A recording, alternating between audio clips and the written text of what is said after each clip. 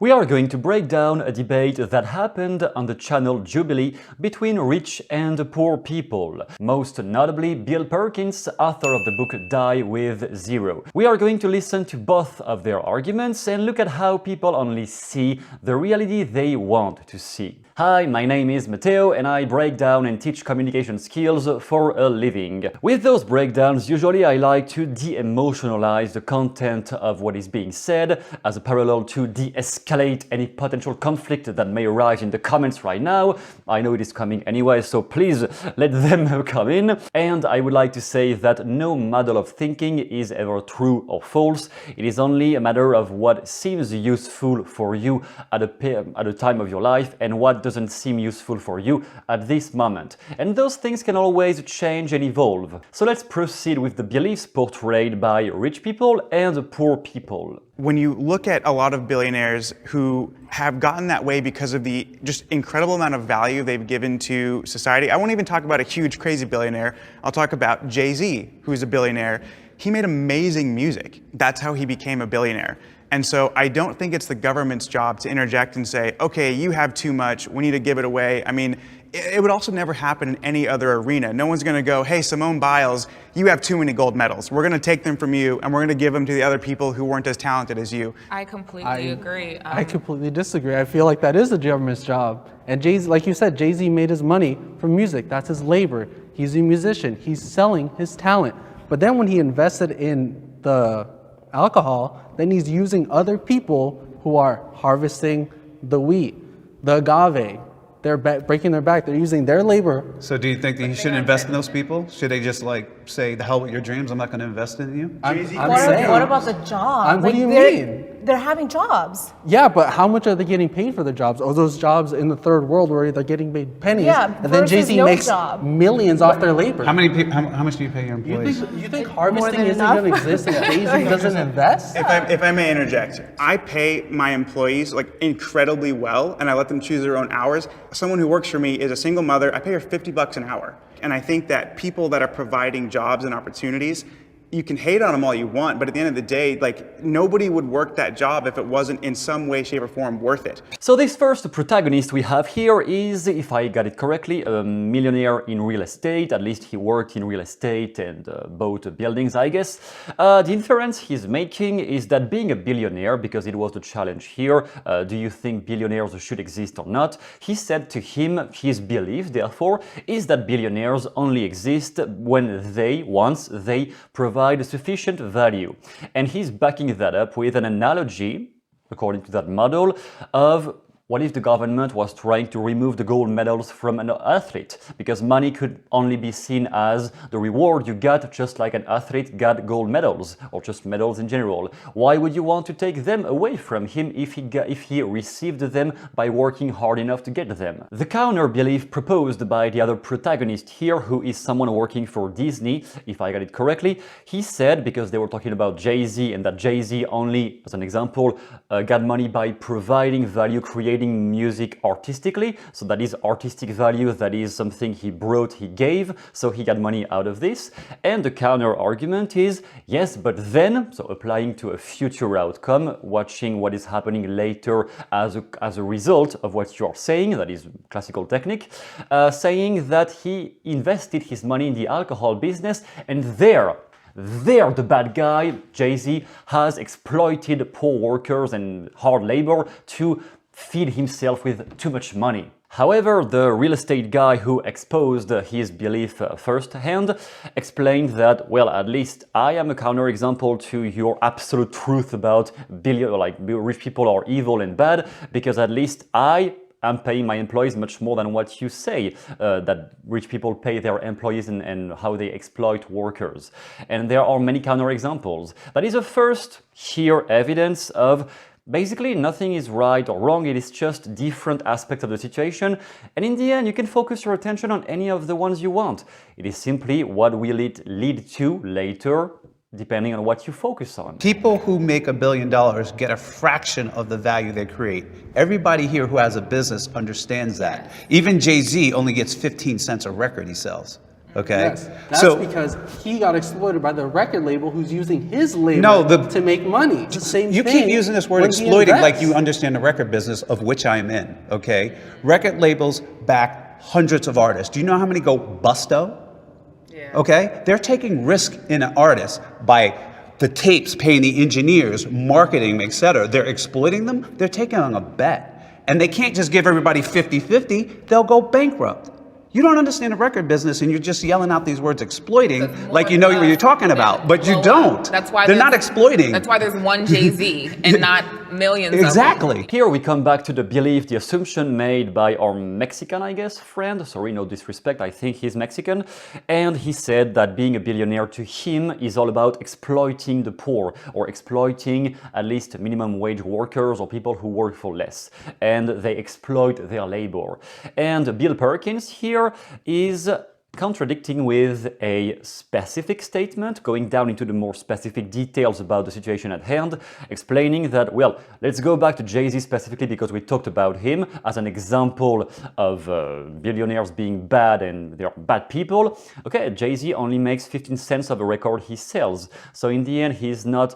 How could he be as much of a bad person when he's part of the system anyway? And there the other guy is contradicting again, explaining that yes, it is only because the intention of the labels linked with Jay-Z's music or anybody's music, the labels are exploiting his record, they are exploiting his music, his art, they are exploiting him, and therefore they are bad people. And just listening to this, let's pause for a moment, just hearing this in my head, I had a kind of bell ringing here because I heard a dissonant argument, I think. If billionaires are bad people because they exploit, because they exploit the poor, or because they exploit somebody else, then if the same billionaire is being exploited himself, then how could he be the bad person? Because he's exploited like the people that you said were the good guys because they are being exploited. That seems kind of dissonant to me. I know it is my part of the argument. We could always rephrase that the way we want.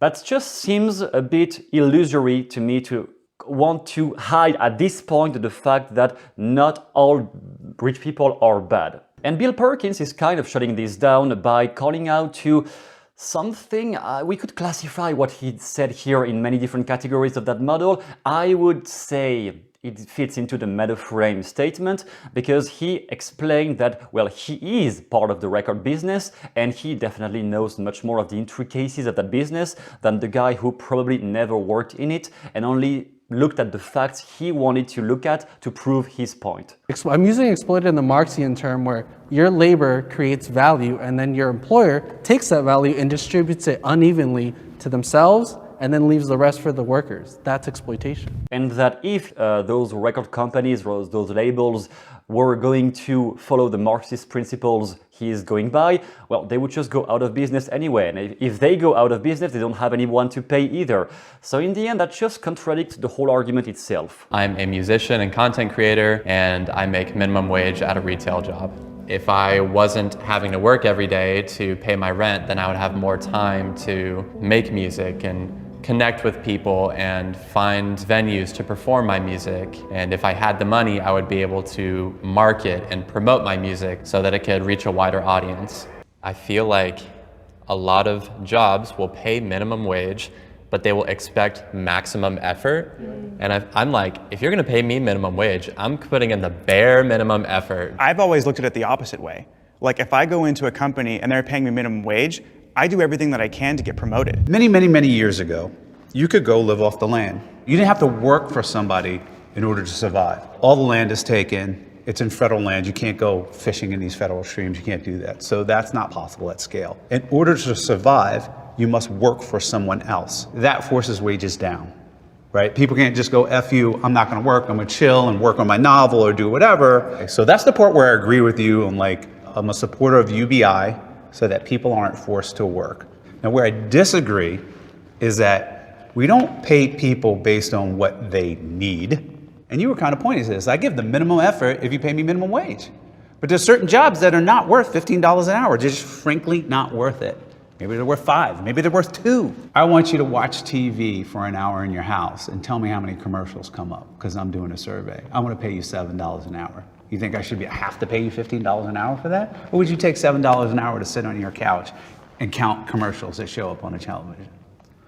I mean, yeah, I would take any money. Okay, so everybody here agreed that it should be $15 an hour minimum wage. Yeah. But by making the wage $15 an hour, you just eliminated a job that he's willing to do. Now we are getting to another protagonist in this sort of debate. He said that if the government was giving him more money, then he could devote more to his passion and create better music and network to do more marketing to make his music known. First of all, and I say that with a lot of empathy for that guy because I have been growing up with many artists around me, I have seen how struggling it was for them, but I never seen any of the friends I have who succeeded and became famous in any kind of artistic endeavor. I didn't see any of them being helped. So should they be helped? That's open to debate, maybe yes. But I mean, I didn't see any artist around me succeeding by being helped. So why should he be the exception? That's just something that didn't seem clear to me. Of course, everyone is struggling. That's part of growing as an individual. I don't see why he should be the exception, but that is said with a lot of empathy because I would like to encourage artistic projects anyway and people. So just a side comment on my own, and this has been therefore well portrayed by Bill Perkins. But if we come back to the beginning, the main belief statement was being paid minimum wage means equals, that is the inference, equals that I will provide the least amount of effort. Why should I work more? The perception of the real estate guy is, well, if they pay me a minimum wage, then as a result, as an outcome I will get because of that truth, then I do everything I can to get promoted. And to come back to what I said in the beginning, no belief is always true or always false. It is simply what you want to focus on.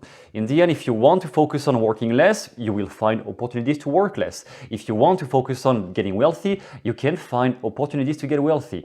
Will those require different criteria? Yes, but saying that something is possible or impossible or true or false or right or wrong, that is just your subjective standpoint. It is not based on physical, tangible reality. So even if there are exceptions for sure, and it depends where you grew up in the world, but overall, as a general principle, if you presuppose that by working more and working more efficiently, you will get more money, that is the kind of belief that is much more likely to get you to get wealthy, compared to the belief of, well, I just want to work as little as possible so that I can just do other stuff, which in turn is probably the safest and surest road to not get wealthy.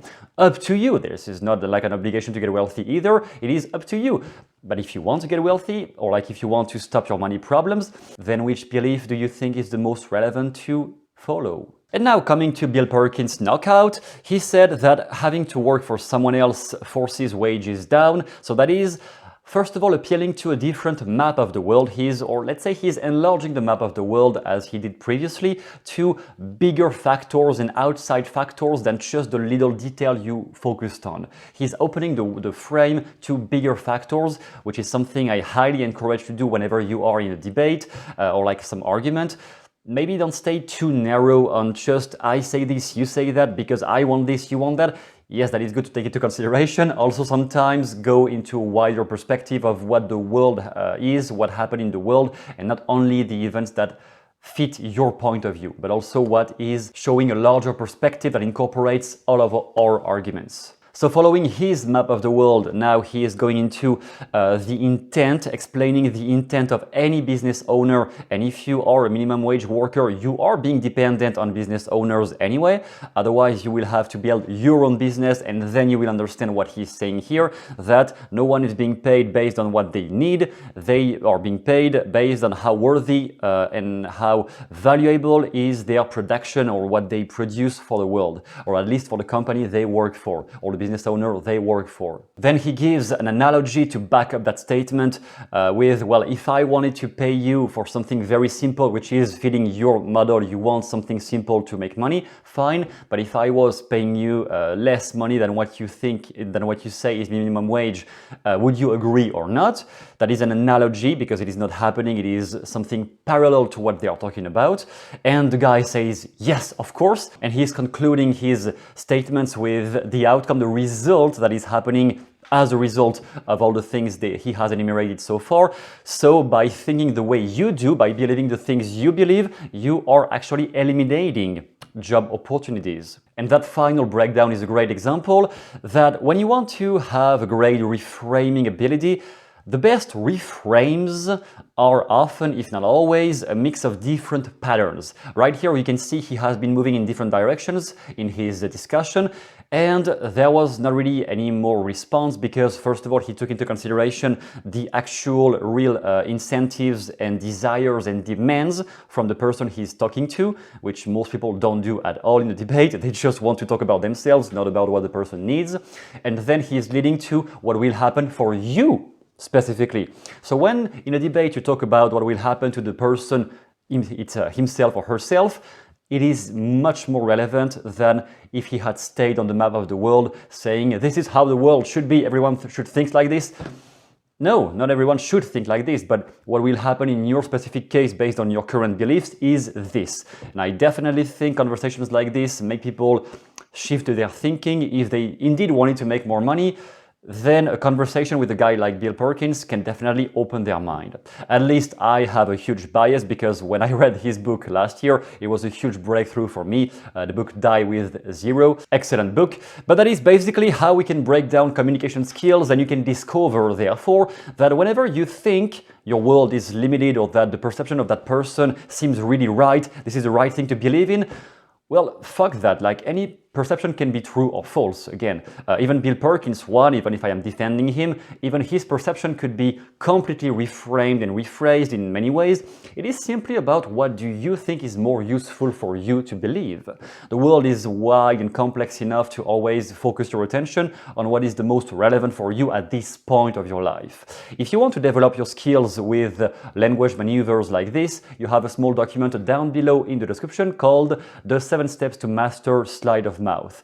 It is a small treatise about which sentences can you say whenever you want to prove somebody wrong or when you want to defend yourself, because not everyone has the best intention with you either. Some people just want to drag you down and exploit you, therefore. So how can you defend yourself, and how can you rephrase anything you want to say so that it is more easily accepted by the ears of anyone listening to you? That is down below. Check it if you want, be my guest, and in any case, I will see you in the next video. Thank you for watching. Goodbye.